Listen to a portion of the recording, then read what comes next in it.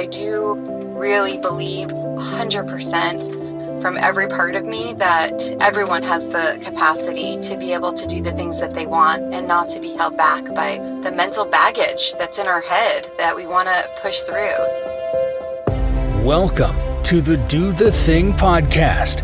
In each episode, we get down and personal with people who go after the things they want to make all their wildest dreams come true. Join us as we unveil and dissect a formula for what it takes to do the thing. Here is your host, Stacy Lauren. Hey everyone, welcome to the Do the Thing podcast. This is your host, Stacy Lauren. I recently met today's guest through the Do the Thing Dating Dare Challenge. As we were talking about the challenge, he mentioned how he was in the middle of the 75 Hard program. And since I've been so intrigued by this program, I had to have him on the show. I've heard of a few people doing 75 Hard recently, and I really wanted to dive into how someone could actually complete it and get the self-discipline and mental toughness you need to have or to develop to succeed at the program. We scheduled this interview for right after he completed it. I wanted him to tell us how he got through the program while it was still fresh in his mind. As you can imagine, it takes a lot of determination and a true go-getter attitude to make it to the end. Our guest did just that and more. In this interview, we not only were able to talk about the 75 Hard program and what it took to complete it, I also learned that his drive and grit actually stem from a much deeper place. He opened up and revealed that he's been living on his own since the age of 15. That experience powered him through life, and the skills he learned by living in such a resourceful way really exemplifies how he can do the thing in everything he does. Scott Glenn is a partner with Bearing Point. He's an ex-professional golfer, father of 3, Peloton addict, and trying to navigate staying in shape and dating in his 50s. He's an all-around great guy who models the do the thing attitude in everything. His 3 sons picked it up too. Please welcome Scott Glenn to the show. Hey, Scott. Hi, Stacy. So I am so excited to get a chance to talk to you. Yeah, I've been looking forward to this, sharing a little bit about my recent journey and some of the things I learned. Yeah, definitely. I can't wait to dive in and learn more about it. So why don't you start off for the listeners and just tell everybody just about your background and a little bit about your story?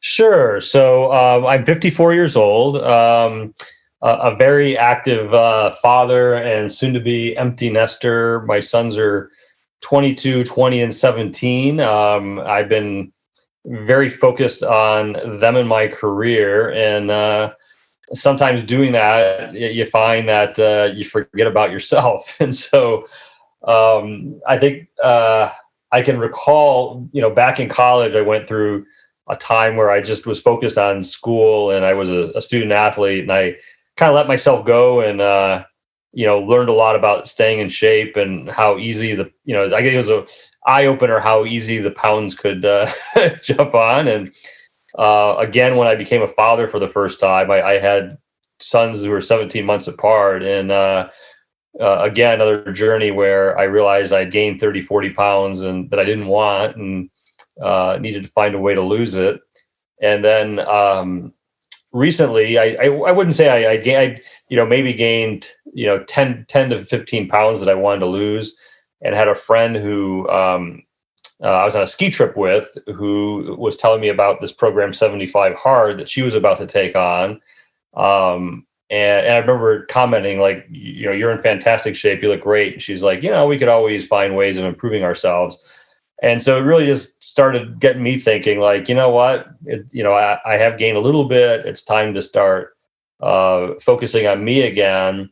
But what's been really fun with this is I've had an opportunity not just to focus on health, but just, everything, my mental state and, where I'm at in life. And, as I get ready to be an empty nester, it was an interesting 75 days to say the least. Yeah. So that is so cool that just hearing about it from your friend at the ski trip, you then were able to explore it more and decide that it was something you wanted to take on. Yeah, it was, it's fun. I consider myself a mini hypochondriac, and that sometimes I try to diagnose myself with things that I don't have a problem with. And so one of the aspects of 75 hard is you don't drink for 75 days, no alcohol. And she was somebody who we have a lot of friends in common who consider her a big partier, which she is, but I think people mislabel her. And so she was telling me, she's like, I just need to do 75 days without drinking. And I started thinking about it and going, I need to prove to myself that I can do that, because I've never been somebody who consumes a lot of alcohol. Like I can't remember last time I would consider myself drunk. I have maybe a drink or two at most, but it's like 5 days a week maybe. And I thought, is that an alcoholic? And so probably isn't, but I told myself, I think I need to do this just to not only lose some weight and get in better shape, but prove to myself that I can go 75 days without drinking without it being a big deal. And that was something that I found was really important to prove to myself. I think my friend was doing the same. And fortunately, we were both successful. We both had good stories. Yeah, I'm so fascinated about this program because I had one of my friends in my mastermind group. He was telling me about his wife who did it, and she just had so many amazing benefits from it too. And so I'm 49, and when as you age, like it kind of changes your reason for doing things. My personal thing, I had like surgery, and then I had COVID. And then it was like this moment where I could either go, I felt my body declining, right? I could either go that route, or I could go and get back into something. So I didn't do 75 hard yet, but I did a fitness program, and I already went off on the food. I'm doing the fitness part really well, but I've already gone off on the food, And so I'm like trying to figure out what's missing, in that. So I'm really fascinated from this for me. And then also I have a lot of listeners that are also really interested in improving their fitness, because that's how you do good at everything, right? Is your health is your number one thing in life. Yeah, it is. And, for me, I was fortunate. The fitness part, working out, was not something that was a challenge. It was more, I'm pretty good about working out, and I actually enjoy working out. I would say this just held me a little bit more accountable, but definitely, sticking to a diet, cutting out my alcohol, drinking a gallon of water a day, forcing myself to sit down and read something that was, more focused about mental, improvement. I think those were some of the things that really mattered to me. And it doesn't help, it doesn't hurt that I'm stubborn and one of those people. And my friend and I, who was doing it, I knew that we were both going to be successful, because I know we're both stubborn, and we're just not the types of, when we start something, we're both types of individuals that hold ourselves accountable. And it was helpful that even though she was a little bit ahead of me, we would text every single day about how we were doing. It just to kind of remind each other that there's somebody else out there keeping an eye on things. Yeah. No, I love that extra element of texting too. That's really good, because that kind of adds that other layer of accountability. Yeah, it's one thing. I think it's one thing to, sometimes it's easy to lie to yourself. It's hard to lie to people that you're close to. And I know my friend, I wouldn't lie to her. Like, I know she wouldn't lie to me, so I'm not going to lie to her. So I felt like, you know what? I can't say, oh yeah, I did that workout when I didn't. And she was the same. There was times where she's texting me going, it's 9:00 at night. I haven't done this stupid workout. Yeah. And then she would do it.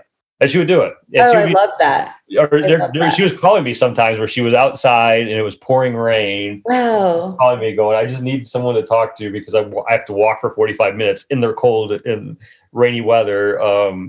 But I'm doing this, I'm not, no excuses. Oh my gosh, I love that. So, okay. So you mentioned a few of the things that are in the program, but for people that don't know what the 75 Hard program is, do you mind just kind of giving them a layout of it? Sure. So it's basically signing up for 75 days. There's some hard rules like no alcohol. You have to drink a gallon of water per day. You'd have to do 2 45-minute workouts. One of them has to be outside.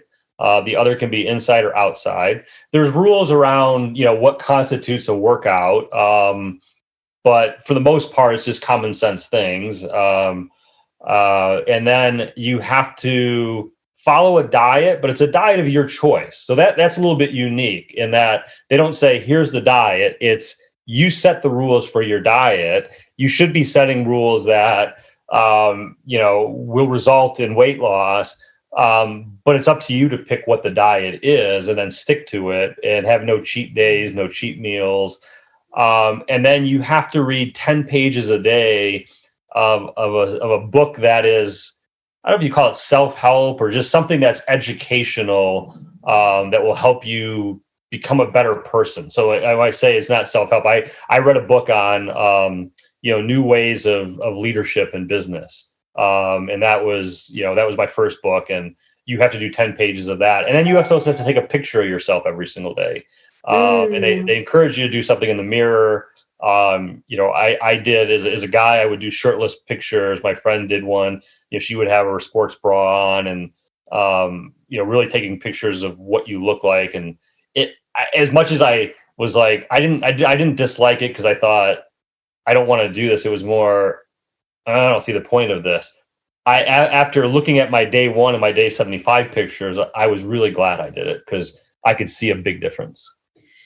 Isn't that amazing when you're like doing something and you don't even know why you're doing it until you see the results of it? I think that's so cool. It is. And you don't, looking at yourself every single day, you don't really see the difference. And then you go back and you look and you go, wow, like I didn't know, I even noticed that was I guess you notice on the scale, that things are happening, but then to actually see a picture of the results before and after, it's like, wow, that was something like that really, I've never been one who's been comfortable posting shirtless selfies, and I posted one and actually felt pretty confident. Yeah, that's so cool. So when you did the picture, so you mentioned you posted one, but was there any other kind of accountability that you had to take the pictures and to like put them anywhere, or was it was just you taking them for yourself pretty much? You could take them for yourself. I had being someone who likes organization. Immediately when my friend explained the program I read online, I was just going to use a spreadsheet. And then she said, there's a $5 app, just download the app. And so there's an app that each time it has the checklist and you check off the things that you've done. And one of the things it has is a little camera icon. And when you click on that, you can take a picture, and it allows you to store the picture on your phone or just keep it, in the app. And so for the most part, I would just keep them in the app. I didn't really want to see them on my phone, but it was fun to go back and look at them and go, oh, okay, now I see. Okay, I love that. So the app basically keeps you accountable also every day in terms of organizing, making sure you've done the task. So you're basically, as soon as you've done each thing, you're checking it off, you're taking the photo, you've drinking the water, and then the new day happens. Is that how it works? Yeah, exactly. And it has some features built in where you could set reminder. I didn't use this feature, but I saw it was there where you could set a reminder like, hey, at 3:00, remind me to check in and see where I'm at with my water, or remind me at this time that I need to work out. And then if you didn't complete all the tasks, the next day when you logged in, you got to, what happened? Did you fail or did you just forget? It made you feel guilty because I remember the first day I woke up and realized, oh, I forgot to check off something. I'm like, is it going to make me start over again? And it at least it gave you the opportunity to say, I just forgot to register, but I did it. Oh, yeah. Because just so you guys know, that's the other thing I like about this challenge is if you miss something, correct me if I'm wrong, Scott, because I've looked at it, but I haven't looked at it like as much as you have. But if you miss something, you just start over. The 75 days starts over. Yes. Yeah. So you could be, I was joking with my friend who had completed it because she, like I said, we text every day, and she sent me a note yesterday morning saying, congratulations, you made it to day 75. I said, just for fun, I should drink tonight, right?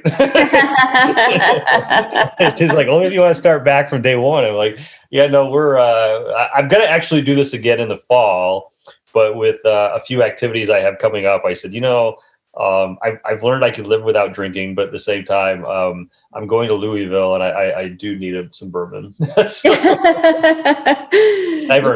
And it's cool too. And you see how you feel without doing these things also, because you have a better idea of what works with your body, and what doesn't too. I probably slept better I have slept better over the last 75 days than I have in years.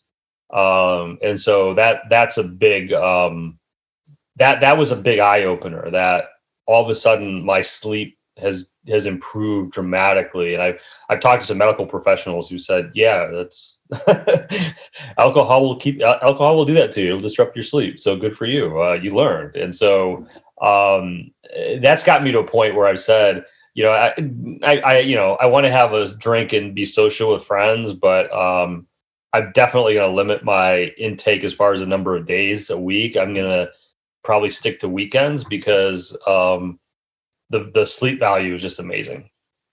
Yeah. And that's good, because that's like what people say is the secret to everything, is just being able to sleep well at night. Yeah. And I told myself for years it was just part of getting old, and I would read articles that would agree with that. But now I usually get into bed about 10:30, and by 11 I'm sound asleep.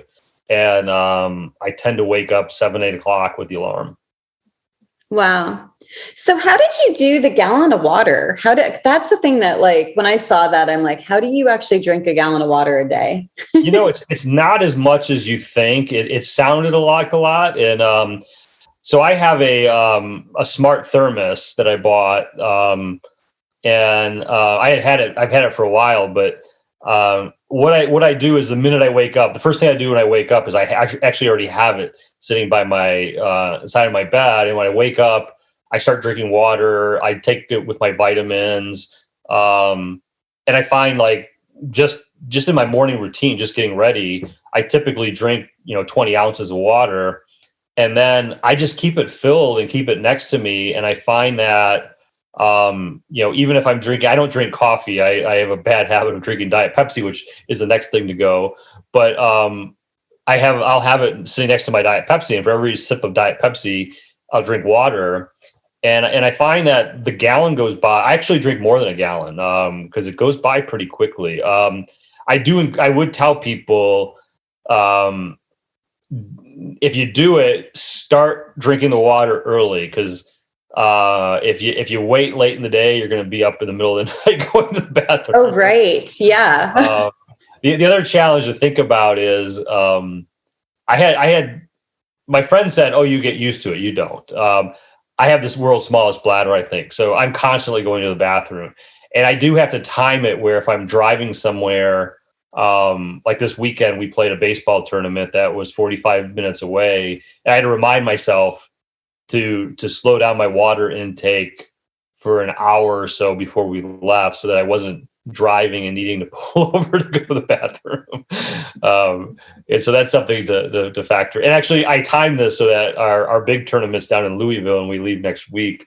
And I wanted this challenge to be over because I can't see drinking a gallon of water when I'm driving 6.5 hours. Yeah, no, for sure. And actually, you're right. That is actually the one thing that keeps holding me back from that gallon of water, is because of the time to go to the bathroom. But yeah, it sounds like that doesn't go away. You just have to accept it as a thing. You have to accept it. You have to learn to build it into your schedule. So I actually, it's good because I always tell my staff, the longest duration you get with me is 45 minutes, because I need to build in 15 minutes to every of my schedule every hour.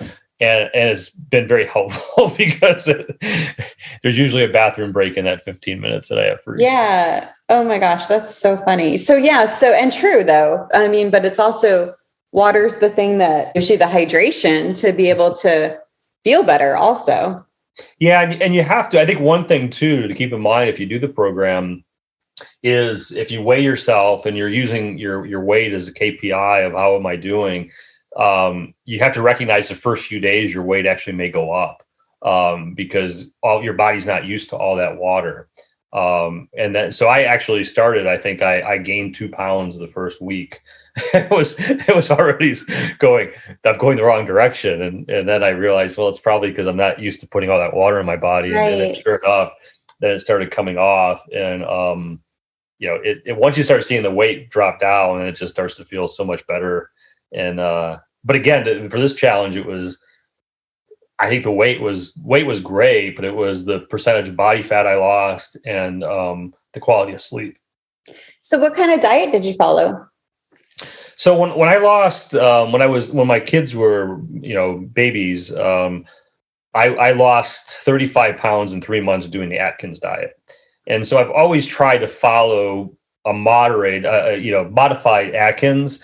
And so I told myself, I'm just going to do that. I'm going to really watch my carbs, but I'm also going to cut out any snack. I'm horrible at snacking, especially, working from home. And so I'm going to cut out all my snacking, and I'm going to basically limit myself to my regular meals, low carb, and no snacking, no alcohol, and that's it. But I'm going to do that every single day to keep myself honest, and that worked. So cool. And so you mentioned once you like say you're going to do something, you pretty much do it. Like you follow through with it. So how does that work? How did you build that muscle of being able to follow through with something that you would say you're going to do? I think it's just I've always been someone. So I grew up, my family immigrated here from Poland. I grew up in a very poor household. No one went to college. I remember when I was young, I had all these dreams, and people told me, people like us, people like you don't ever realize those dreams. So you need to set the bar a little bit lower. And I remember, rather than saying, okay, it just fueled me. And I moved away from my family and was on my own when I was 15 years old. I got through high school couch surfing with friends, just went house to house and hustled golf to to eat, to be able to do things. And I just told myself that, I'm going to college. I am going on a golf scholarship, and I got my way through. And throughout my whole career, I've always pushed to be, the top. And it's just an attitude I've had where, failure is not an option. It's kind of interesting because with my sons, especially my youngest son, I love listening to him. He's been telling people his whole life, everyone tells him how hard it is to become a Major League Baseball player. And they give him the stats. This many people, don't make their high school team. This many people don't make college. This many people don't make major leagues. And he's basically, his attitude has been, if I fail, it won't be because I didn't try. And I tell people, I've never once, this is my first year not coaching baseball. But I always told the players and the parents every year, I said, if you want to know what it takes, just watch him. And oh, by the way, I don't tell him to go to the gym. He tells me to go to the gym. And I'm like, there's just something inside of him that will not allow him to fail for lack of trying. And if that means he has to be in the gym 4 hours a day, he's in the gym 4 hours a day. And I think it's just something you have. And, I know I have it, and I love watching him and seeing what he has. And I'm just seeing the fact that he develops a schedule. And if that schedule means he can't go on a day, if that schedule means he's missing a school event, if that means his friends are out doing things and he's not, he doesn't care. His whole attitude is, I have a goal and it's my goal. And the only one who's going to cause me to miss that goal is me.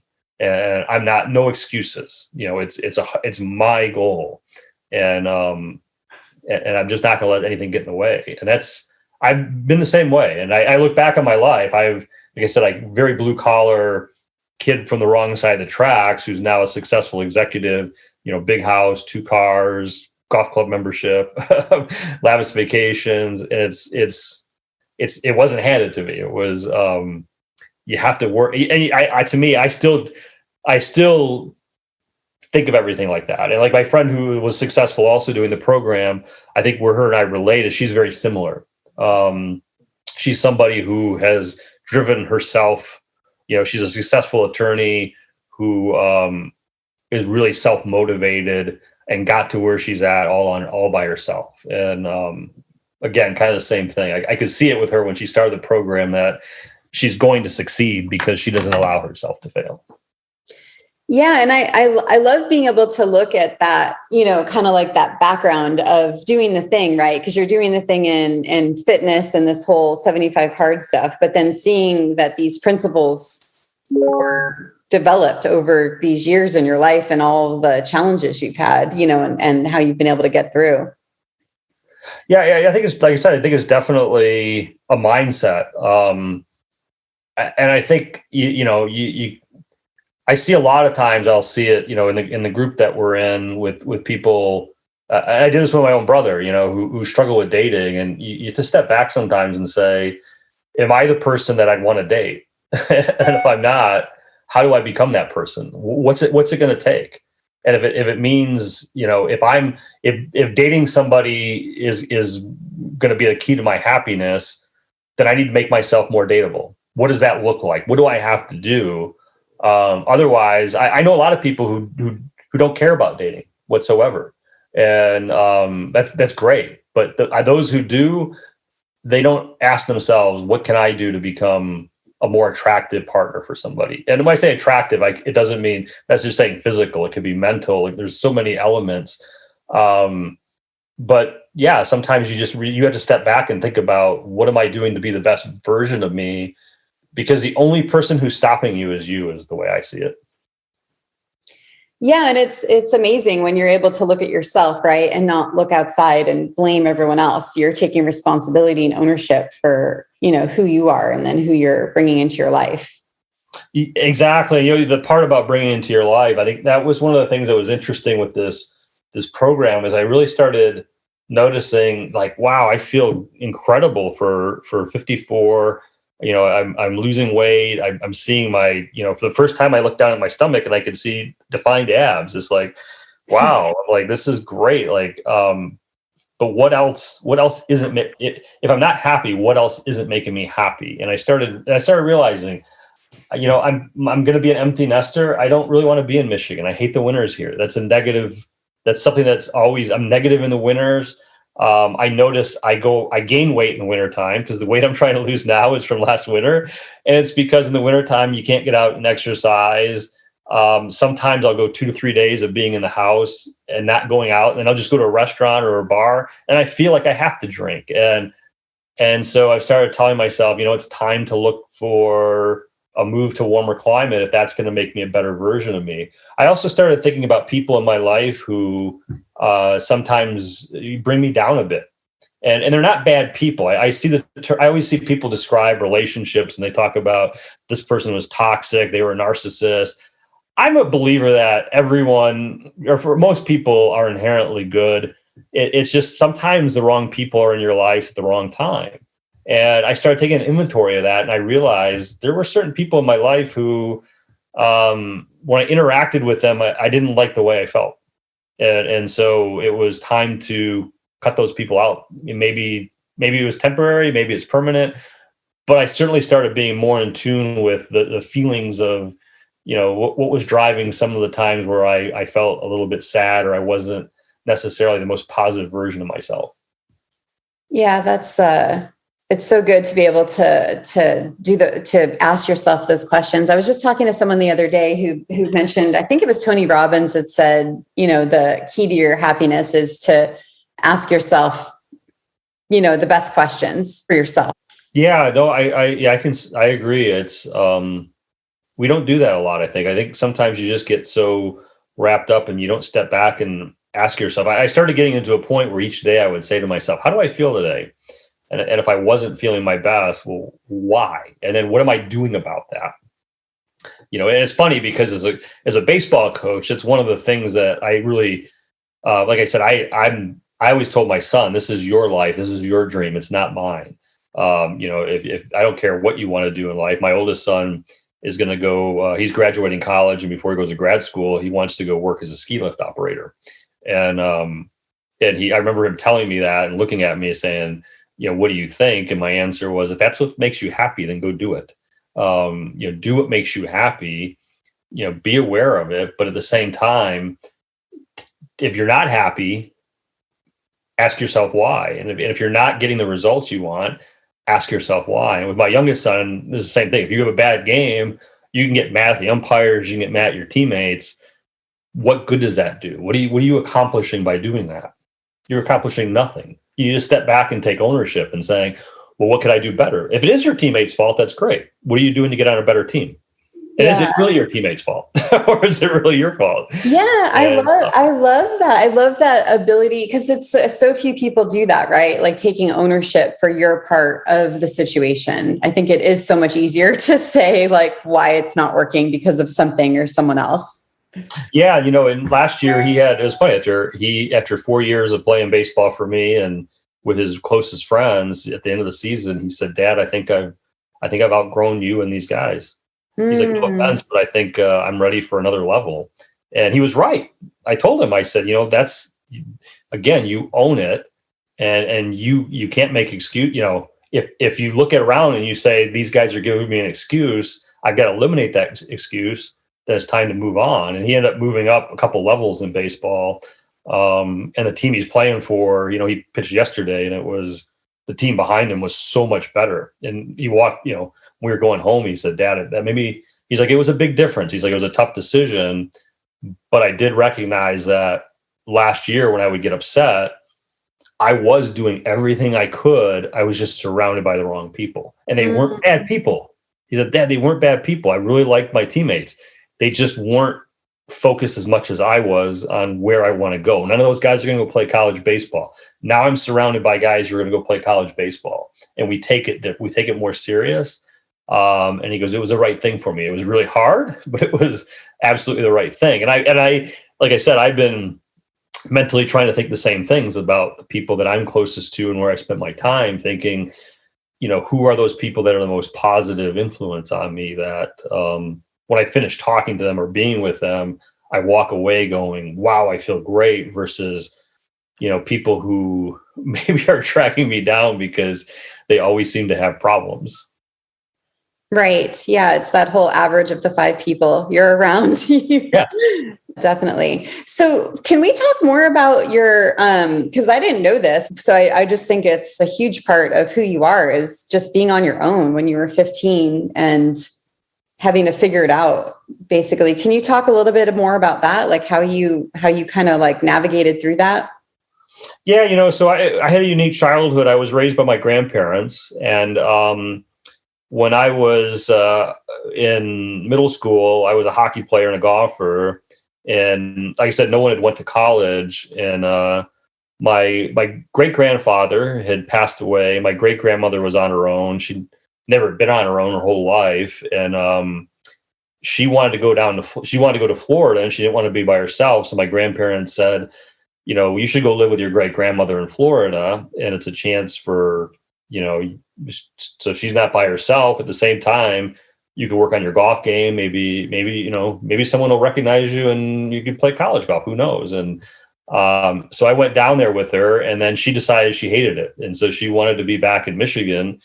And I decided I didn't want to. And I just told my family, I said, I have no desire to come back. And, I will find a way to survive. And I have good friends and I've met their families and they all like me.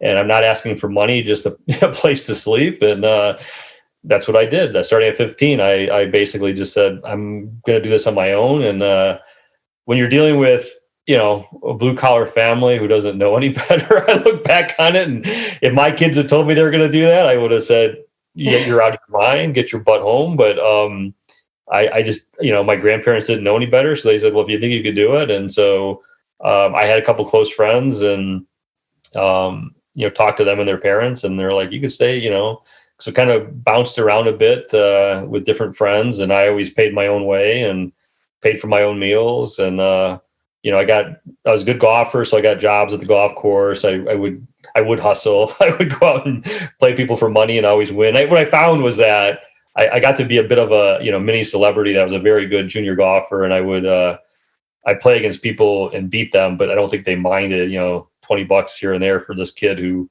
it was fun to play golf with, right? Playing with someone who's really good. So yeah, that was it. And I finished the last couple of years of high school that way. And and then went off, got to college, got to play in college, and then just never looked back. But my whole life, I would say it's been, I did a startup in the mid '90s, and the first offer I got, I sold my way out of it because I was so nervous, because I've never had anything to fall back on. And I actually, during COVID, I told my sons one night over dinner, I had all three sons living with me. And over dinner one night, I said, you know what my biggest wish for each of you is? And they said, what? I said, to fail miserably. And they just looked at me and they said, Dad, why would you say something so horrible? And I said, it's not horrible. What I want you to understand is that if you're out of college and you try something and you fail, you have a safety net. You have two parents who've done very well. I don't know, I'm not going to speak for your mom, but if you came to me and said, I need a place to stay, or I need to get back on my feet, I need some help. I tried something and I failed miserably. I'm here for you. I'm like, I didn't have that. And that was really difficult when I was young. And I'm like, I want you guys to understand the importance of that. I think for my youngest, he gets it more than anything else because, he's told people, they said, well, you're setting the bar to be a major league player. What happens if you don't make it? And he goes, I don't think about that. I just think about what if I do make it? Oh, I love that. That's so great. Oh, but my God. He's not worried. Like he gets it. He said, he's like, if I don't make it, I don't make it. He goes, it's not the end of the world. He goes, it's not like I have a support structure. You look at, I have something. If I find myself all of a sudden I have no money in life, he's like, it's not a bad. He's like, I got a place to go. I got a place to sleep. I got someone who'll take care of me. He's like, so I'm just going to keep pushing for my dream. What's the down? He's asked people, what's the downside? Yeah. Like, why did I do this? And I love it because it was a little nerve wracking for me. I'll admit it. So. Yeah, that is so good. What if I do make it? I love that so much. That's so good. I might post that on my wall today, actually. That is so good. I wish I had that courage when it came to dating, but I don't. Yeah.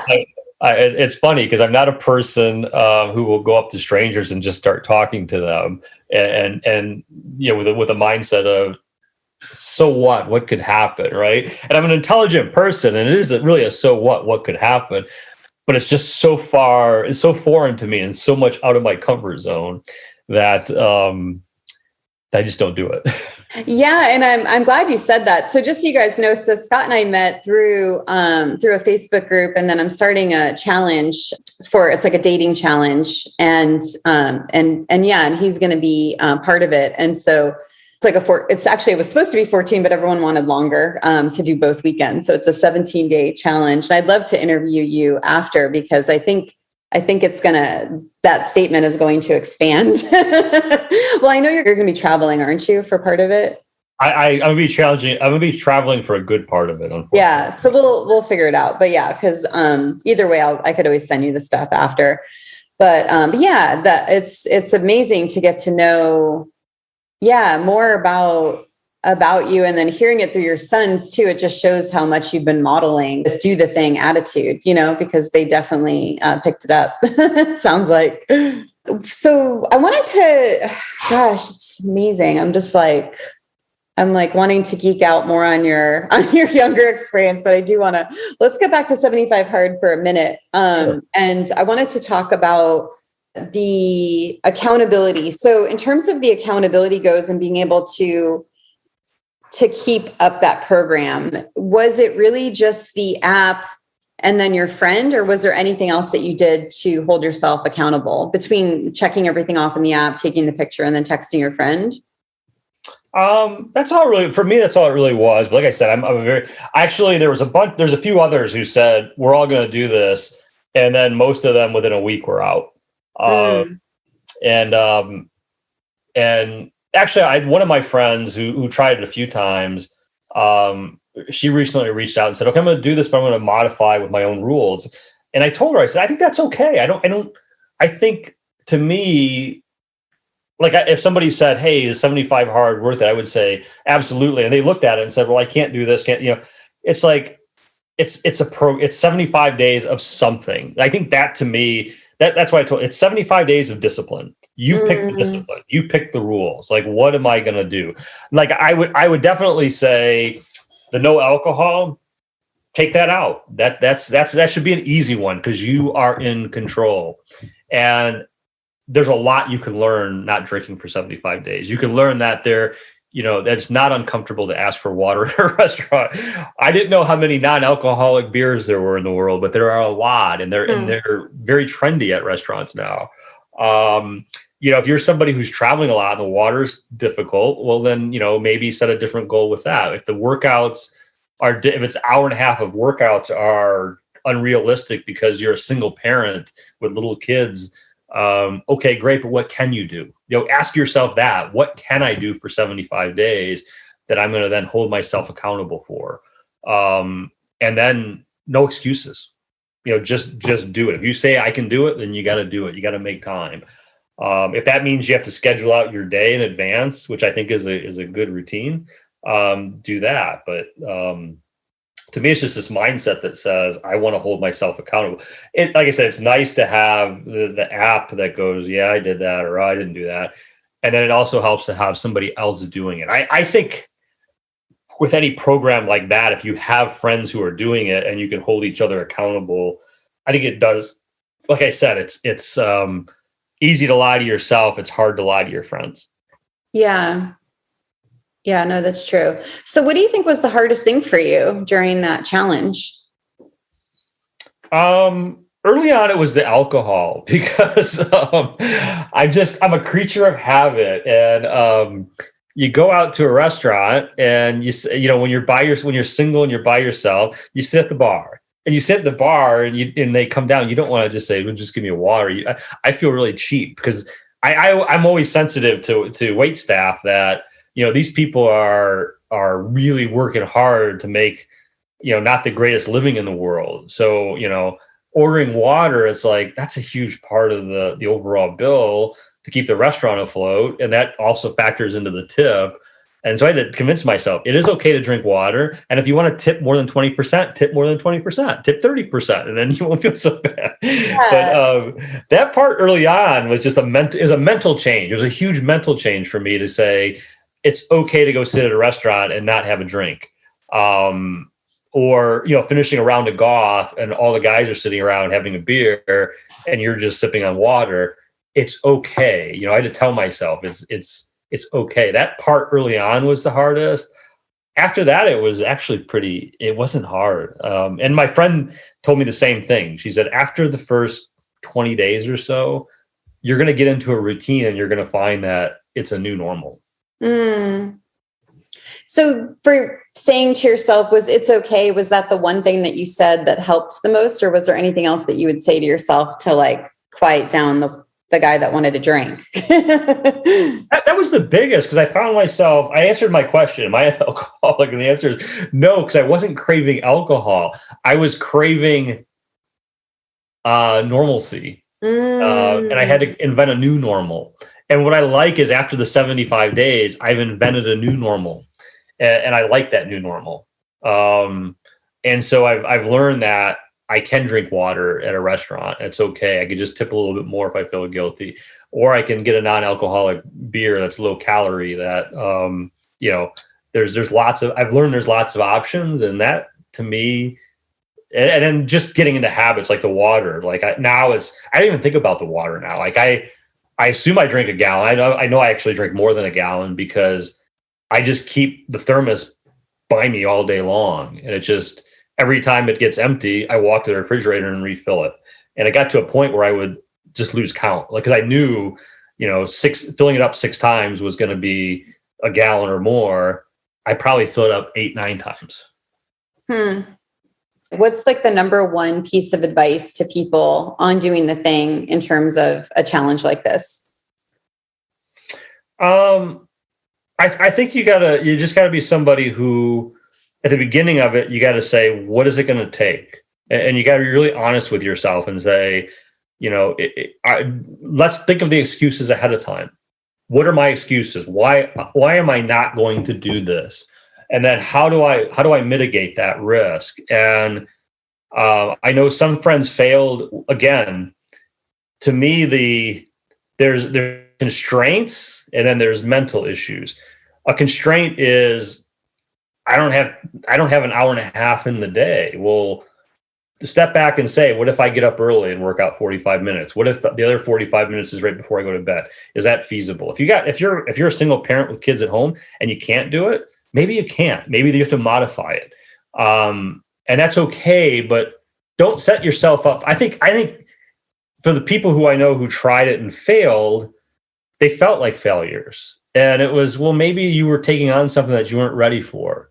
So start by saying, am I ready for this? And really thinking through, can I do this? And give it a lot of thought, understand how you're going to do it, and then do it. For the things that I would say aren't really constraints, where it's just the alcohol. I had one friend who said, well, the problem is on weekends, we all go out and we drink.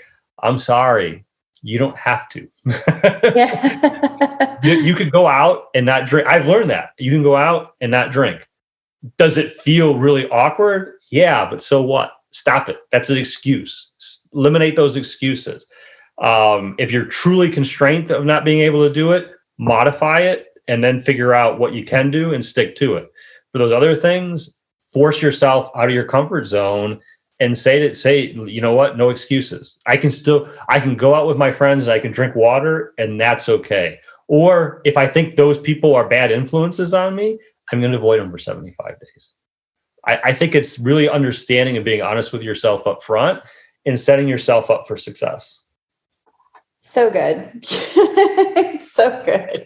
And then what do you think about, because you have such an unbelievable story, from being on your own pretty much at 15. And I'm using the word hustling. I think you use that word too, like hustling to make it happen. What do you think your number one piece of advice on doing the thing in relation to that?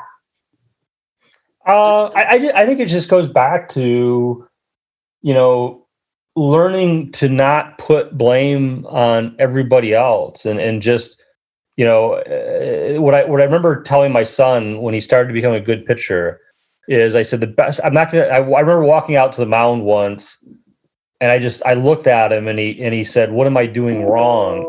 And I said, that's not what I'm here to talk to you about. What I'm here to talk to you about is controlling what you control and forgetting everything else. I said, because I know what you're thinking. You're thinking this umpire strike zone is way too tight. You don't control that. All you do is you throw the baseball. You got fielders who are making errors. You don't control that. All you control is how you throw the baseball. If you think it's a strike and he thinks it's a ball, you can't control that. Why are you letting the things you can't control dictate everything? Stop it. That's my advice to you. I'm not going to change the way you pitch. I'm just going to tell you to stop focusing on everything else and focus on what you control.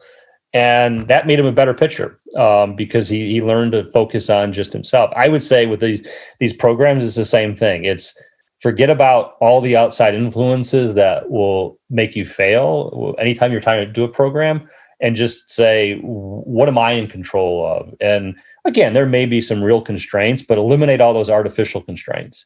And if that means you have to hang out with different people for a while, if that means you have to change, you have to get out of your comfort zone and what you think is normal, you have to get away from. Sometimes it's learning about yourself. I mean, everyone has comfort foods, right? So me, snacking is a comfort. I love my snacks. And a lot of them are healthy snacks, but they're calories. At the end of the day, they're extra calories. And you have to teach yourself that, okay, I got to be honest with myself. That is a weakness of mine. I have to eliminate that weakness, and it's up to me to do that. And the only way I'm going to be stronger is eliminating those weaknesses. I think it's just being honest and really focused on the things that you control and the things that you can improve, and stop making excuses about why you can't. So, okay, Scott, is there anything I did not ask you that you wish I asked you? No, I think when it comes to this program, though, the only thing I would say is, because I think people hear an hour and a half of working out and they go, oh, that's so intimidating. The outside piece can just be 45 minutes of going for a nice walk. It's not like you had to run or you have to do, high intensity bike rides. Walking for 45 minutes is exercise. And so do that. Inside, it's not like there were days where I spent, a couple hours in the gym with my son, and those were some horrible sessions where I was very sore the next day. But I also had days where my 45 minutes inside was yoga and stretching and core workouts and, things that weren't necessarily, for a 54-year-old that I could do every single day. And so I wouldn't be intimidated by the hour and a half of workout. To me, that was the easy part. Walking outside for 45 minutes is a pleasure. Doing 45 minutes of stretching and yoga, I would say, as somebody who had back surgery a few years ago, it feels so good to do that. So don't let that part scare you. You could do an hour and a half of very healthy activities that don't make you sore, that don't make you sweat, that don't make you, feel miserable the next day. That's a really good way to look at it. And that's really figuring out what can you do versus like immediately looking at the hour and a half and saying, oh, that doesn't work, Exactly. Because even if you take a phone call, like let's say you're, an executive or salesperson or whatever you do, you could even do that and have a walking meeting or something. There's so many things that you can do to make it work. Yep. Yeah. Well, this was unbelievable. Thank you so much for coming on and talking to us about this, because it's something that I've really been fascinated about. I love seeing people that, sign up for something like this and then actually like finish it. And when did you finish it, by the way? Yesterday. Oh my gosh. So cool. So what are you doing to celebrate? So ironically, I'm tonight I can drink, and I'm not going to, because I have no reason to. And then tomorrow I have a friend who I went out with a couple times who knew I was doing the program. And so she was saying, well, this is the first time, in a while I can go have a drink with you. So I said, maybe. And then we head to Louisville on Wednesday for baseball. And I am having a bourbon, an old fashioned while I'm in Louisville, but probably just one. Yeah. Okay. So I'm giving you a do the thing dating challenge dare. Are you ready? Okay. Yep. So when you go out tonight, you're gonna tell everyone what you're celebrating, that you just finished this program, and you'll talk to two people about it. That's all right. Challenge. I will try that in the next. Give me a week, because if I do go out tonight, I probably won't go out tonight because I'm gonna practice I'm gonna probably play golf and then have dinner. Oh, got it. And when my son and I have dinner, I live in a small town where I know everybody, and so it's hard to talk to strangers because they all know them all. But in Louisville, I will probably have that conversation with somebody. Oh yeah, do it there. So that's one of the dares I'm giving you ahead of time is because let's say you're at a bachelor party, right? It's like you go up to anyone when you're doing something like that because you're already celebrating and that energy kind of overtakes the moment. You could kind of keep that same momentum for something like what you just finished, just by finishing this 75-day hard. And then it kind of immediately gives a talking point to make it easier. Yeah, no, I'll keep that in mind and I'll give it a try. It's funny when I'm in, I don't know why, I just, because I talk to people, I'm at conferences up on the stage, and I've got employees who say, aren't you nervous? And it's like, no, I feel very comfortable. But then like in a social setting like that, like walking up to a stranger and starting a dialogue is terrifying. So, and I couldn't tell you why. I could tell you it's very irrational, but yeah. Well, we'll explore it. All right. Well, thank you so much. I really appreciate you coming on. It's been great. All right. Thank you for having me. Thanks for listening to the Do the Thing podcast. We hope you enjoyed the show, but even more, we hope you'll be inspired to do the thing. Do you have a burning question on doing the thing that you'd like answered? How about an inspiring do the thing story of your own that you'd like to share? We'd love to hear all about it. Just leave us a voice message at dothething.callcast.co or email us at hello@dothethingpodcast.com.